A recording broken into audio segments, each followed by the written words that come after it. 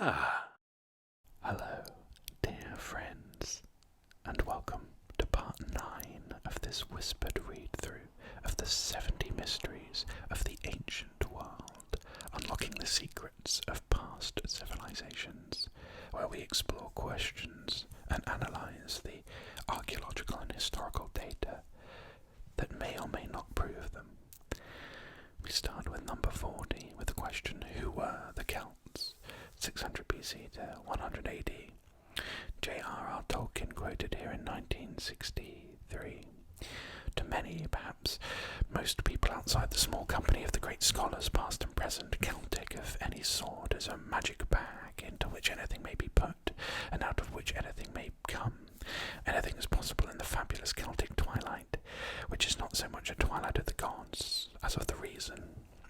So today we're used to thinking of the Celts as a people of Europe's Atlantic fringe, but they were once of the continent's most widespread peoples. The first Celts in history appear in the writings of Greek historians of the 5th and 6th centuries, and the term Celt, or the Greek Keltoi, was initially used to describe the people who lived inland from the Greek colony of Massalia in modern Marseille. Later the term was used virtually synonymously with the Roman word Galai, or Gauls, a related Greek word Galatoi, or Galatians, to describe a powerful group of peoples who in the 3rd centuries dominated a vast swathe of Europe from the Atlantic Ocean to the Black Sea, with offshoots in Spain, Italy and Anatolia. Classical writers also recognize close similarities between these continental peoples and the inhabitants of Britain and Ireland, although they never described them as either Celts or Gauls. So what united these people in classical eyes was shared customs and beliefs, and above all a shared language. They all spoke what are now called Celtic languages, part of the great Indo-European family of languages. And the modern representatives of these languages are Welsh, Breton, and the Irish and Scottish Gaelic, but several more Celtic languages are known to have been spoken in ancient and even recent times. So the word Celt was one which some, but certainly not all, continental Celtic-speaking peoples used to describe themselves. It features as an element in both tribal and personal names. However, there's no evidence that any of the peoples of Britain and Ireland ever did so. So this helps to make the Celtic identity one of the most controversial issues in modern British archaeology. Can the prehistoric inhabitants of Britain and Ireland really be described as Celts, if neither they nor their contemporaries described them as such? And this question is only partly the result of political correctness. So the Celtic languages probably began to develop about 5,000 years ago, and until recently it was believed that they developed in a small area of Central Europe and then been spread by waves of migrations. But it's no longer universally accepted, because archaeological and genetic evidence for major prehistoric migrations in Western Europe, Britain and Ireland hasn't been found. Instead, a picture of long-term ethnic and cultural continuity has emerged. Here's the detail from a statue of armoured Celtic warrior found in a tomb at Glauberg in Germany, dating from the 5th century BC. It was carved from red sandstone and 6 feet high. Here is an impressively defended hill fort such as Hambledon Hill in Dorset, serving as the residence of preeminent chieftains and tribal refugees in times of war. Beautiful, isn't it? What a stunning photo there. Rather than face capture and enslavement, a defeated Celtic warrior commits suicide after killing his wife. The Celts probably believed that such actions guaranteed them an honourable position in the afterlife. Oh dear. It seems that no ancient people calling themselves Celts lived in Britain and Ireland, and although there was certainly some exchange of population, there were no major migrations of continental Celts to the islands either. So one response to this has been simply to write the Celts out of British and Irish prehistory, but modern-day Celts have reacted angrily to this. So what does it mean to be Celtic if the historic communities you claim descent from weren't Celtic? Accusations of ethnic cleansing have been made. How must we define the Celts then if we're not to write them out of the British and Irish prehistory? We can't define the ancient Celts as a genetic community or a race, because ethnic identity is essentially cultural. Genetic studies demonstrate considerable continuity in European populations over thousands of years, and identities have changed to such a great extent that people have stayed the same. A better approach is to linguistic terms, as the group of people speaking Celtic languages. Whatever they called themselves, there's no doubt about the linguistic affiliation of the peoples of Britain and Ireland in late prehistory. Most, if not all of them, spoke Celtic languages, and while the discrediting of the migration-based interpretations of British and Irish prehistory makes it most likely that the islands form part of the area where the Celtic languages first developed, there's little evidence to suggest that they were introduced by trade or a conquering aristocratic elite. So the ancient Celts rank among the mysteries of the ancient world. It is largely because modern romantics placed them there, and until the birth of modern archaeology, historical knowledge of the ancient Celts was necessarily based on the works of classical Greek and Roman writers, whose attitudes to them were coloured by varying degrees of fear, loathing, and condescension. They paint a fairly consistent picture of the ancient Celts as a proud warrior race with a powerful priesthood. Celtic warriors were fierce, undisciplined, boastful, addicted to feasting and drunkenness, and jealous of their status and honour. Poetry and cleverness with the words are admired, and the priestly class of the Druids enjoyed respect, influence, and power, not only as intermediaries with the gods, but as custodians of tribal traditions and laws that they committed to memory in a 20-year apprenticeship. They conducted their rituals in sacred oak groves, carried out gruesome human sacrifices. This was by no means dispassionate reporting. It was intended to contrast the Celts unfavourably with the well-ordered world of Greek and Roman civilization, but times change and values do with them. The late 18th century saw one of the most influential cultural developments of European history, the beginning of the Romantic movement, an intellectual rebellion against the inexorable rise of scientific rationalism. So for the Romantics, what the Greeks and Romans presented as vices were virtues, and the Celts' violence and lack of discipline became a passionate independence and individualism. Their superstition became spirituality and a love of nature, and a new knowledge of Celtic myths and legends recorded mainly by medieval Irish monks added to the classical stereotype and otherworldly aura, eventually to be characterised as the Celtic Twilight. 200 years on, this highly attractive view of the Celts as heroic, poetic, spiritual, the antithesis of modern industrial society, is still accepted uncritically by people as diverse as Celtic nationalists and New Age travellers. But this actually has more to say about the values and concerns of modern society than it has about the ancient Celts. What kind of people were they really? There are barrels seen here being used to carry wine for the Roman army, which were invented by the Celts. So if we look at the developed Celtic world in its heyday of the 3rd to the 1st centuries BC, we can quickly see that the Celts were actually very like their contemporaries, the Romans, the ancient Greeks, and the early Germans. By this time, the Celts had developed political institutions such as monarchies, monarchs, elected magistrates, and the assemblies, senates, which paralleled those of the classical world. They lived in large, well-planned settlements. Fully developed towns like the Greeks and Romans, they used coinage on an everyday basis, and an exchange-based trade was gradually replaced by a cash economy. And writing, too, was coming into use. They were technologically so up-to-date that the Romans adopted many of their innovations, such as barrels, shipbuilding techniques, chainmail, and the design of their legionnaires' helmets. The Celts were certainly warlike, and some of their customs, particularly headhunting, are distinctive to them. Celtic society was highly competitive. War was an important arena for the elite to win prestige and wealth, so they're no different from their contemporaries really. The expansion of the Roman Empire itself was the result of aristocrats pursuing identical ends, and in their religious beliefs the Celts possessed no unique sense of spirituality. Their reverence for natural places such as groves and springs and rivers were shared with the Germans, Greeks and Romans. Didn't make them any more likely to live in harmony with the environment than anyone else. They cleared most of Europe's forests for agriculture, and like their contemporaries they wanted to maximise the return for their labour on the land, because it was the primary source of wealth in pre-industrial societies. So Druidic worship might be seen a world away from the formality of classical religion, but shrines and temples had become a common feature of the Celtic world by the 1st century BC, indicating a shift to more formalised patterns of worship among the Celts too.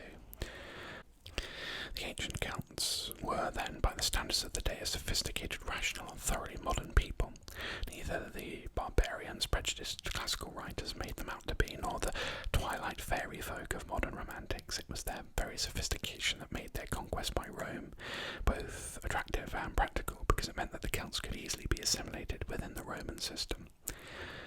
It is telling in this respect that the only parts of the Celtic world that escaped Roman rule, northern Britain and Ireland, were also the least socially and economically developed parts.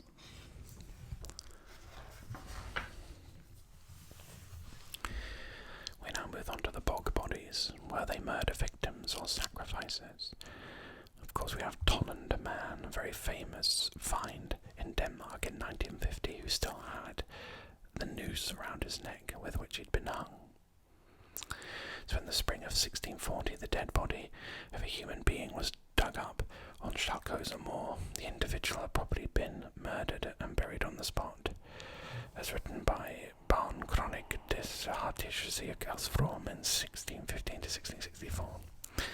So this is Northern Europe, of course, in the 1st century BC to the 4th century AD.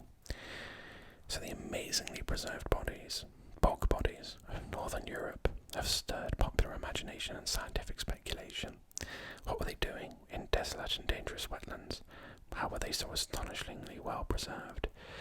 And how and why did they meet their deaths here?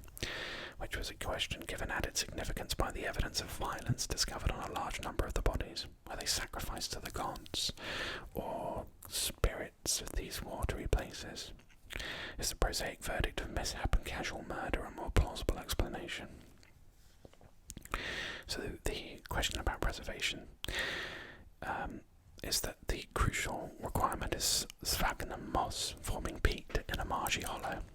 So the particular conditions resulting from this mean that bacteria are unable to flourish, and then organic materials, including the bog bodies that are deposited in sphagnum moss, are free from bacterial attack.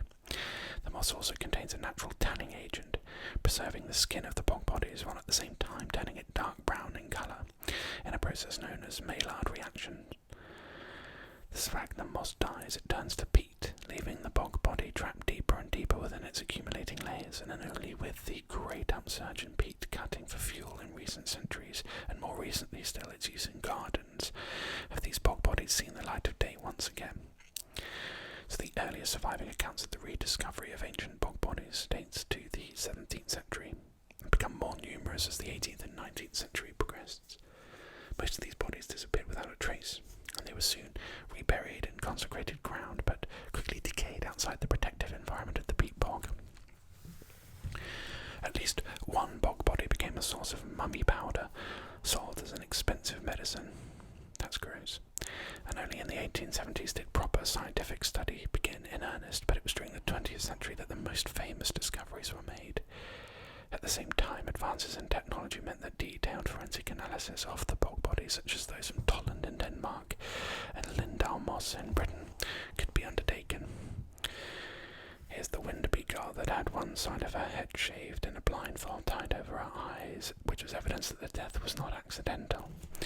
And some bog bodies have been stripped naked before death, but the Holdromose woman was found fully clothed with a lambskin cape and check shirt and headscarf. So the excellent preservation of the bog bodies masks their true antiquity, and much effort has been devoted to ascertaining how old these bodies really are. The peat cutters who discovered Tolland Man in Denmark thought they'd come upon a recent murder victim and notified the police. In 1983, a skull from Lindau Moss in Cheshire with hair, eyeball and part of the brain preserved was assumed by police to be the remains of a known murder victim. And when confronted with the evidence, the suspect confessed to the crime. Radiocarbon dating, however, showed that the Tolland Man and Lindau woman are both around 2,000 years old. So the oldest bog body, that of the Kjolberg woman from the Danish island of Finn, is dated to the early Mesolithic period 10,000 years ago. But Neolithic examples, no soft tissue is preserved. Bog bodies proper begin in the Iron Age. They come from the Britain and Ireland, the Netherlands, Denmark and Germany, and a small number date to the medieval or post-medieval period. But the vast majority of bog bodies belong to the period between the 1st century BC and the 4th century AD. This concentration in itself suggests that they didn't die through random accident, but reflect particular practices of sacrifice or execution that were common to several areas of northern Europe at the particular period. So it's clear that many of these individuals had met an untimely and violent end. Lindau man found close to Lindau woman in 1984 had been knocked unconscious by 2 blows to the head, and then killed by having his throat slit and his neck broken by a garrote. It's horrible. Grobel man, along with other Danish bog bodies, apparently had his throat cut, but also had a forehead wound and a broken leg, which were not accidental. Tolland man met his end by hanging. Boromos woman may have been scalped. The Eid girl was stabbed and strangled. It is indeed remarkable how many of these bodies have been killed in a number of different ways, and there are other peculiarities that suggest that these were not casual murder victims, but the result of planned executions or sacrifices. A large number of bodies were buried naked,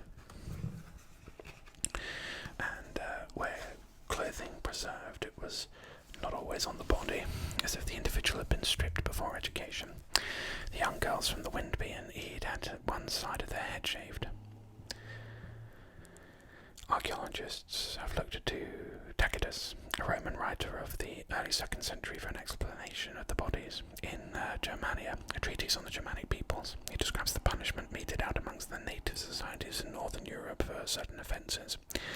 Traitors and deserters are hanged on trees. Cowards, sharkers, and those guilty of unnatural vice are pressed down under a wicker hurdle into the bog. The unnatural vice referred to here may include both homosexuality and promiscuity. The punishment of adulterous wives is described separately. A guilty wife is summarily punished by her husband. He shaves off her hair, strips her naked, and the presence of kinsmen turns her out of his house and flocks her all through the village. And the nakedness of many of the bodies may be interpreted in these terms as a mark of disgrace. A Burgundian law of the early medieval period prescribes death in a swamp for a woman who repudiates her husband. Horrible behaviour. The European practice of ritual deposition in peat bogs and watery places is documented not only by the finds of human remains, but of sophisticated metal objects such as the Trundle Sun chariot. I'm guessing this kind of knocks you into the peat and crushes you under it, which is horrible. Whether they were criminals or sacrifices still remains uncertain. There's a long tradition of ritual offerings being deposited in the lakes and peat bogs of northern Europe, including spectacular finds of metalwork such as the Trundle Sun chariot. The bog bodies, human lives representing the ultimate offering, could be viewed as part of this tradition, and at the same time we cannot discount the evidence that bog burial was employed as a form of punishment by Germanic centuries in the early centuries AD. Tantalizing further clues to the mystery are provided by analysis of stomach contents that allow us to reconstruct the victim's last meal. A thin gruel in the case of both Tolland and Grobel man, yet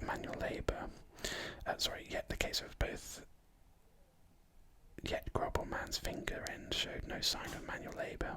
He presumably been a high-status individual, while the gruel that he consumed was infected with ergot, and he may have mercifully gone to his death in a coma. There may, in the last analysis, be no single explanation for all the bog bodies in northern Europe, but it is clear that relatively few met their end by simple misadventure in the mist. Here we have the lost legions of Rome in the 1st and 2nd centuries AD. Of the Roman Empire, here's Rosemary Sutcliffe in 1954.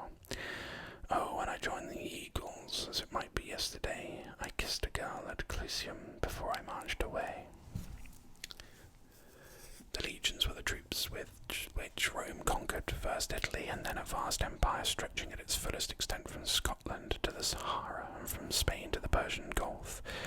Each legion consisted of some 5,000 men, drawn initially from Rome and Italy, but increasingly from the conquered provinces and from areas ever closer to the permanent bases they soon began to occupy. Under the Roman emperors, all soldiers were professionals, serving for 25 years.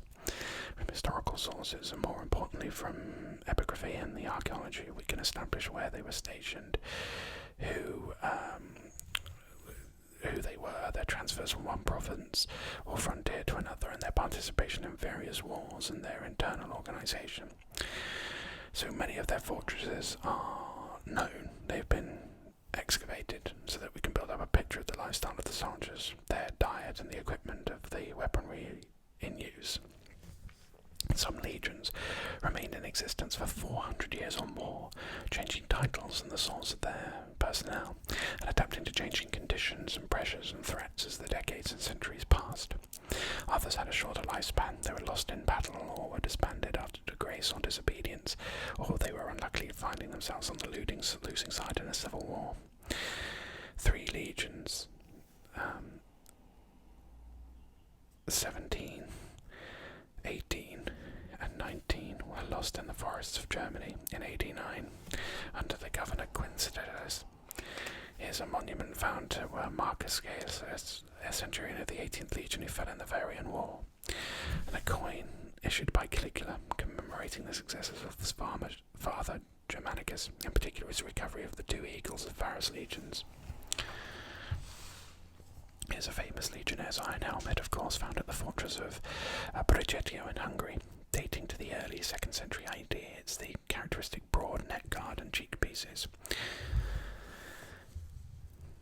Once these legions were lost, of course, in this Varian disaster, then the numerals were never reused, so they were retired effectively. The event is securely recorded in the historical writers, particular for its psychological impact on the aging Emperor Augustus, and the site of at least part of the defeat was found in 1987 in the fields at Galgrees, north of Osnabrück, by a British Army officer metal detecting.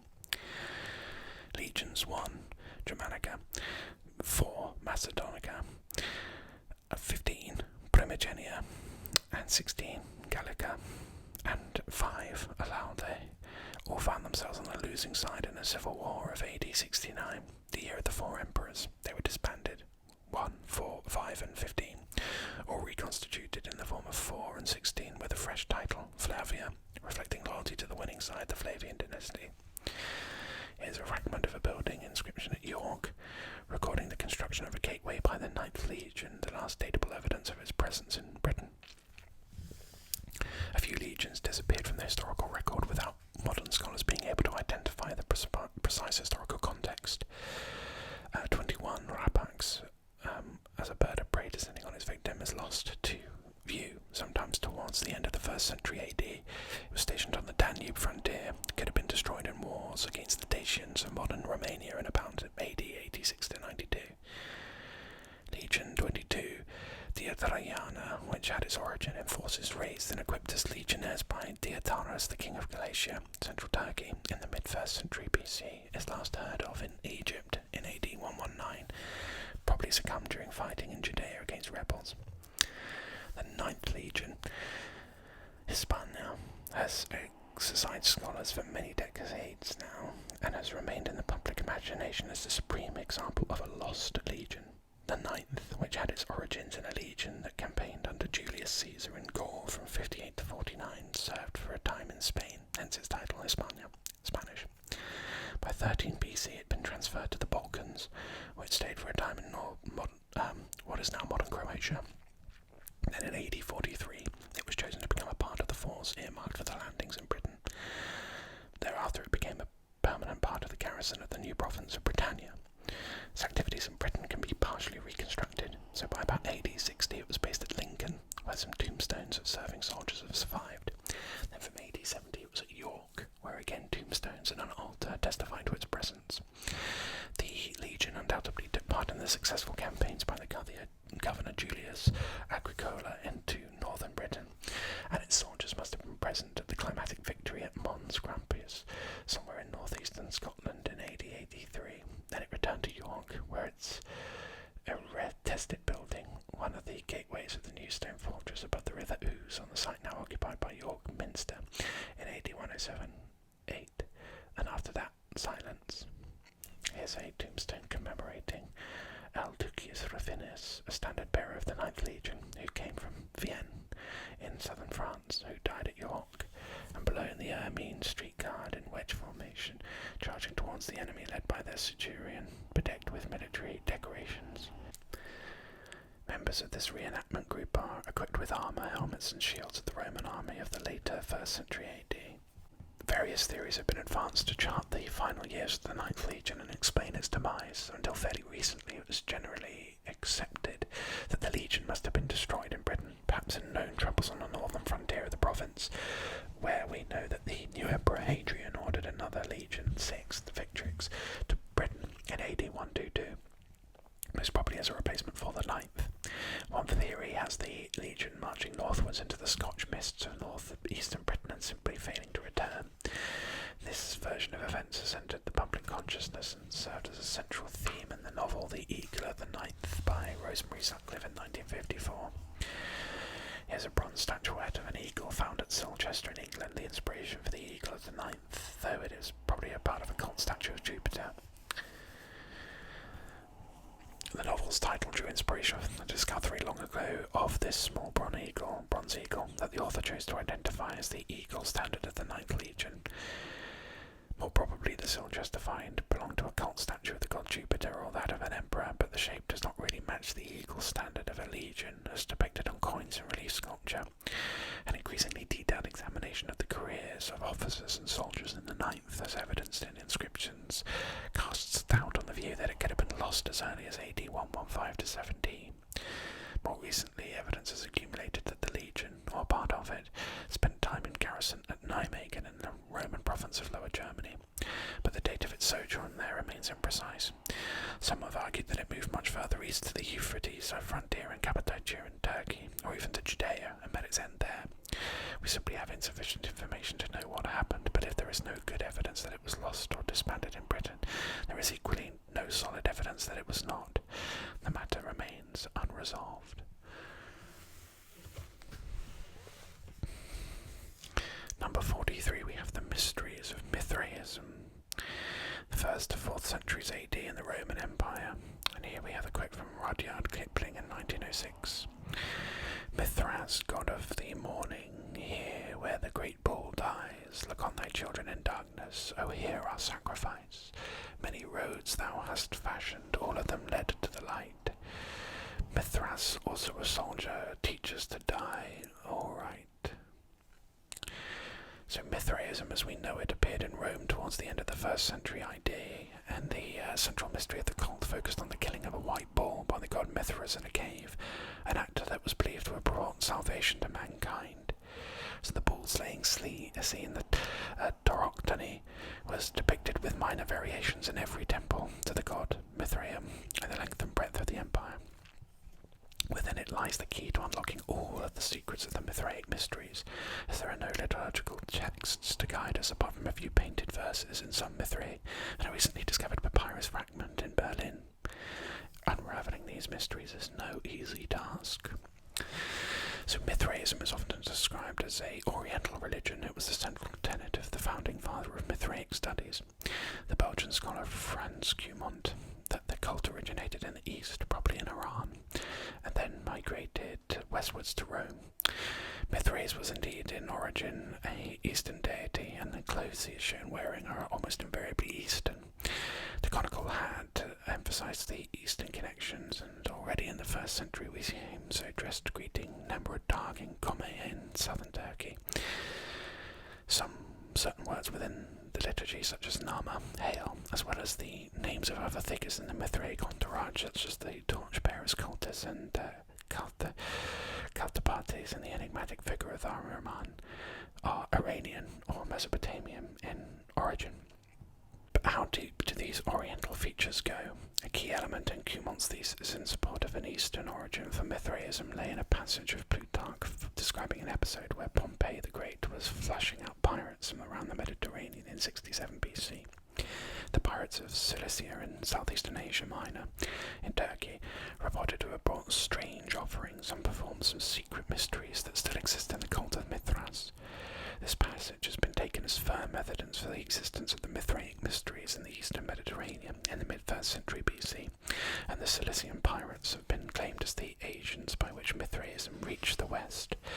But if so, why are no examples of temples in Mithrais or of the bull-slaying scene known in the Mediterranean world or indeed beyond throughout the entire Hellenistic period? And why, if the origin of Mithraism is really to be sought in the East, are Mithraea so rare? And why, if Mithraism did indeed reached the west in the middle of the 1st century BC. Does a century and a half elapse before we find any evidence for it there? Plutarch was writing in the first half of the 2nd century AD when the cult of Mithras was just becoming widespread, and the reference to mysteries may therefore be anachronistic. The Cilician pirates may have acknowledged Mithras as one of their gods, just as Antiochus did in neighbouring Commagene at the same time, but the iconography of the bull slaying and the full panoply have been invented at the same time. An alternative view that places the origins of Mithraism in philosophical and scientific circles at Tarsus in eastern Turkey in the 2nd century is open to the same criticisms. So the earliest reference to what sounds like the bull-slaying scene is by Domitian's court poet, he who beneath the rocks of a Persian cave twists the horns of a stubborn bull. And the first datable representation of the tauroctomy is one now in the British Museum, dedicated by Alcimus, slave of the Praetorian prefect of the Emperor Trajan. So the cult could have emerged from the intellectual groups in Rome who in effect created a new religion at a time when cults were promised salvation and an afterlife seemed more promising than the emptiness of traditional state religion. From AD 125 onwards, the religion spread rapidly, particularly along the northern frontiers and in cosmopolitan urban centres such as Ostia, the port of Rome, where 16 Mithraea have been discovered. So it's especially popular with the army and the mercantile class, but its appeal was not like Christianity universal, above all since it was restricted to men. Here's the earliest datable representation of the bull-slaying scene, dedicated by one Alcimus, a slave of the Praetorian prefect under the Emperor Trajan, now in the British Museum. The scene was very quickly standardised, and although there are a few regional variations, the iconography is more or less identical in all parts of the empire. Mithras is shown kneeling on the back of the bull, plunging his dagger into the animal's neck. The inspiration for this pose is almost certainly derived from scenes of victory subduing a bull by kneeling on his back, seen in reliefs from Trajan's Forum in Rome and elsewhere. The god looks back over his shoulder at the figure of the sun god, Sol, often a sun ray between the two serve to emphasize the close relationship between them in the Mithraic liturgy, and Sol's bird, the raven, often also appears. A bust of Luna, the moon goddess, balances that of Sol, and Coltes with torch upright symbolizing light, and Contabates with torch reversed, representing darkness, flank the bull slaying. This dichotomy between light and darkness is a central feature of Mithraism. Below the bull are a scorpion and a snake, a symbol of the earth and regeneration, since it sheds its skin, and a dog, often leaping up to lick the blood spurting from the bull's wounds. Ears of corn sprout from the bull's tail, symbolising the new life that sprang from Mithras's heroic act. Here's a reconstruction of the scene at Heidelberg, and below, the cast of the Heidenheim, the Roman leader, bull-slaying relief. It was the reconstruction both from Germany, incorporating scenes from the life of Mithras around the central panel. So representations on the Rhine and Danube frontiers often also add a lion and a crater, a mixing bowl for wine below the bull, probably symbolising fire and water, making a trinity with earth represented by the snake. Tauroctomies from this area also frequently show other deeds of Mithras, the birth of Mithras from the rock, the pact with Sol, the miracle of the water, shooting an arrow at the sky, the capture of the bull and the meal in the cave with Sol and the bull's flesh, and so on. So many of the elements in the bull-slaying scene are closely linked with astrological symbolism, Taurus, Leo, Scorpio, and the Mithraic tauroctony has been seen as a star map, but a particularly elaborate theory sees it as a symbolic representation of certain constellations that lay on the celestial equator when the spring equinox was in Taurus. So certainly Mithras and his mastery over the cosmos is central to the cult, and the stars of the firmament are shown on the back of his cloak as well as on the vaulted roofs of Mithrae, where these survive.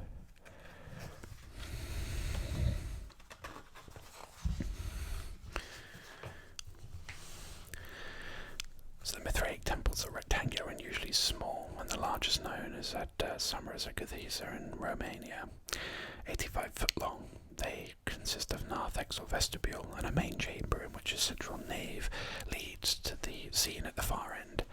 The worshippers reclined on mattresses on raised platforms on either side, and the Mithranium was therefore a meeting room for cult members, at which secret rituals were enacted, much like the Christian church, but quite quite unlike the standard pagan temple that was simply housed the image of the deity.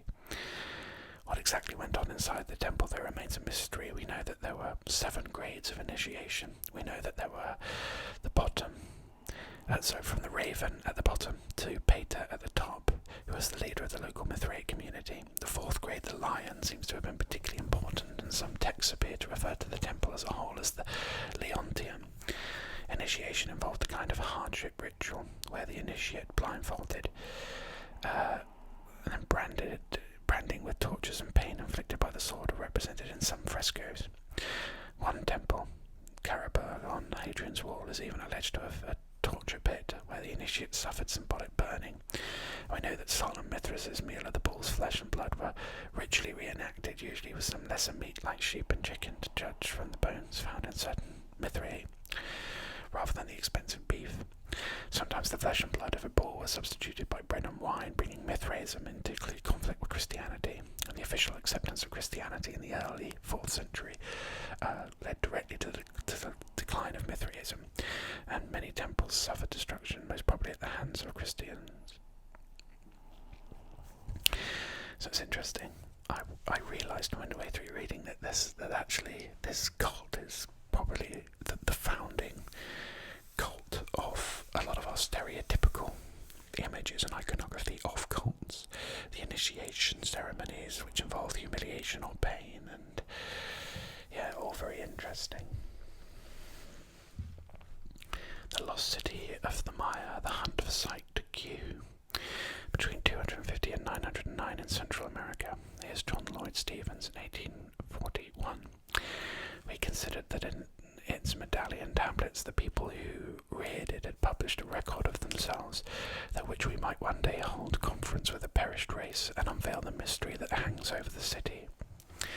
To overfly the expanse of lowlands straddling Guatemala, Mexico and Belize is to see the last great wilderness of Central America. So through the ever-increasing pressure from logging and land clearance, this verdant forest remains both a haven for wildlife as one of the most important archaeological landscapes in the world. 1300 years ago it was the densely settled heartland of Maya civilization. Numerous great cities dominated by lofty pyramids and sprawling palaces and wide plazas, which were the setting for intricately carved monuments glorifying godlike rulers. Maya ruins, even some of the most impressive, rarely escape the pages of dusty academic journals, but there are some that achieve a certain notoriety, even mystique. In the 1970s, a series of plundered sculptures, all with fine hieroglyphic inscriptions, appeared on the art market at much the same time. Were they the product of some hugely important capital still to be discovered in the jungle? Many began to think so, and look up the evocatively labelled Site Q, based on the Latin Spanish que, which means which.